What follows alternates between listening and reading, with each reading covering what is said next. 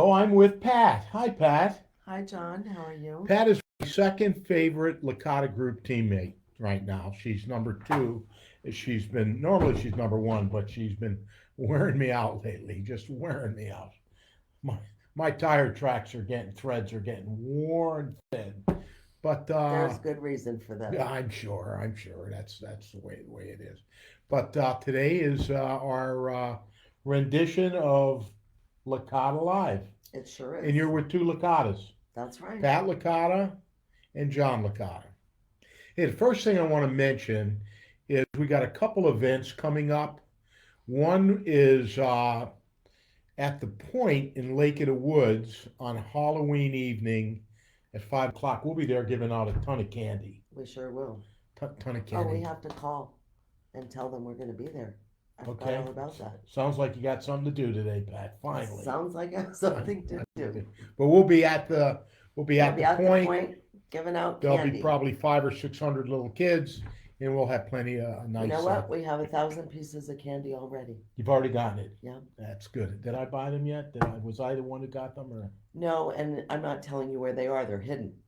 So that that's we the can last. That's the continue to last thing. have a That's the last thousand thing I pieces need. of candy. And um, the Licata group join us at the Wilderness Run Vineyard on Saturday, October 28th from 12 to 3.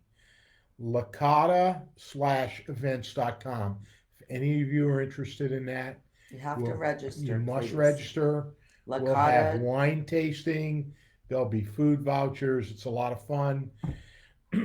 We generally have about 100, 125, 140 people show up. The more the merrier. You can bring a friend if you're interested. But you Uh, really do need to Need to register. register so we can plan. So we can Licata-events.com. plan according. We can plan Yep. according. Wilderness Vineyard is just a fun place, and it's Very family family friendly, pet friendly. friendly. So we normally talk about the market, Yeah. and so what's going on in the market, Patricia? Well, it is. It's an interesting market. It truly is. You find that interest rates, of course, are playing a role in the fact that many first-time buyers are finding it difficult to get into the market. Sometimes it's because the rate is so high they can't qualify. Other times it's just they look at how large the payment is because of that rate and they decide that now just isn't the right time for them. I would say that that's been the biggest segment of the market that has been hurt at the moment. We still, of course, people are buying and selling for various reasons, but the first time home buyer market, I would say, has really slowed. Really been effective. Hmm. The typical $400,000 home in our market, has gone up from 3.5% to 7.75%. It can mean $800 or $900 a month in payments. So Yeah. that really hurts them. Um, what else we're seeing? Homes are going under contract and then falling out and going back on the market because people aren't getting their loans. Well, I think in addition to that, because homes are staying on the market longer, sellers are accepting homes that have home sale contingencies, and those homes aren't selling within the time frame needed, so they're going back on the market as well. I saw a stat that said almost 20% of homes that went under contract are falling out and coming back on the market for such reasons. Yeah, there are varying reasons. There Yeah. truly are. I would say it's not just one, but we really hadn't seen home sale contingencies in the past couple of years, but now we're seeing them a lot, and sellers are accepting them because they're the offers that they're getting at this point. And the other thing I wanted to chat about is okay, buying and selling. So it is a challenge to buy now if the interest rates are a little higher. Hmm. But if you can buy now is an ideal time to buy in comparison to what the future will be. What do I mean by that? I don't know And whether, also to what the past was for the past couple years, because people were having to purchase and often without home inspections, and paying over list. so if we wait 90 or 180 days to when interest rates do come down, and they will come down, they're going to come down. Um, the market will change so much more advantage to the sellers. There'll be more people in the market. There'll be more people eligible to buy homes. Will make it, competition will again be fierce. Mm-hmm. Prices will go up.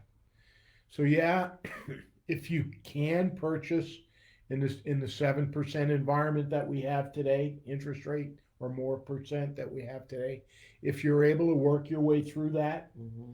you are advantaged. It is an advantage today than waiting for 90 to 180 days. We believe, and everyone that we talk to and listen to believes, to when the rates do come down, and they will, that it's going to be another explosion. Mm-hmm. You Pricing, can always home prices refinance. will go up. Yes, there is a cost to refinance. However, it most likely will be much less than what the home would be worth Yeah. when Yep. interest rates come down. So just think about that. Talk with us. We can do the numbers for you. If you have an interest, we could, you know, try to make it where you could really make a good value assessment if that's the case. Right. Speaking of value assessments, let's talk about valuation. You know, we have a software package with artificial intelligence, blah blah blah blah blah. We're all hearing about AI and all that, and it will send valuations out to certain clients to if they've been searching, or if they even have expressed an interest, or even if one of our real estate advisors at the company set them up to get a valuation. And I had two recent conversations with folks. One called me to say, "Hey, you're sending me a valuation, and it's saying my house is worth less." And then the other one is, "Hey, you're sending me a valuation, and it's telling me my house is worth a lot more than we really think it is." And I said, "Well, understand that valuations aren't perfect, blah, blah, blah, blah, blah, blah, blah." And they said, "But you're sending us information that we really didn't need, and it's negative." Could be construed as negative. So I thought it'd be worth talking about value. Valuing real estate is difficult since each property has unique features such as location, lot size, floor plan, and the neighbor, even your neighbor's condition. A valuation, an automated valuation, just pulls public information. So it might say, I have a 3,000 square foot house, but it really doesn't take into account what the house looks like, what No. condition it is. Yeah, you're right. That automated information, the intelligence does not know that you completely updated the house. Or it may not say that every time your house is viewed, there's dogs barking next door incessantly, Right. or that the neighbor doesn't take care of his yard the way you want your yard taken, and it doesn't help Your value. your value or your sales ability. Right. Um, that's sort of, there's an art and a science behind it. That's The right. science is the square footage and recent sales and things of that nature, but there's more to it. General real estate concepts such as supply and demand in a given region play into the situation. If But what's most important, John, is having an expert advisor who can who knows the information and who can extrapolate it too.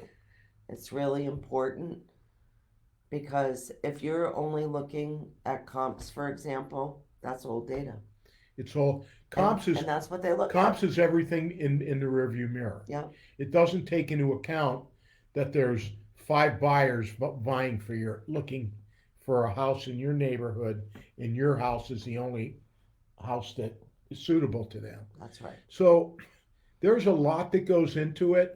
I do think it's sort maybe fun to look at, especially if you're on the right side of it. Yeah, But I understand that it's just one small tool, one small piece of information, and if you're really serious, you really need to have your local real estate expert come out and take a that's look at it. exactly right. Because, Redfin does their evaluations, Zillow does their estimates, the Realtor National Association of Realtors has their own, which is called NARRPR, National Association of Realtors Property Resource, and they all take the same information and they come up with different values.